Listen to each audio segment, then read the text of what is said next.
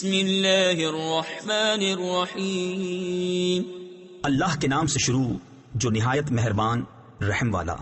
لإيلاف قريش إيلافهم رحلة الشتاء والصيف فليعبدوا رب هذا البيت الذي أطعمهم من جوع وآمنهم من خوف۔ اس لیے کہ قریش کو میل دلایا، ان کے جاڑے اور گرمی دونوں کے کوچ میں میل دلایا، یعنی رغبت دلائی، تو انہیں چاہیے اس گھر کے رب کی بندگی کریں جس نے انہیں بھوک میں کھانا دیا اور انہیں ایک بڑے خوف سے امان بخشا۔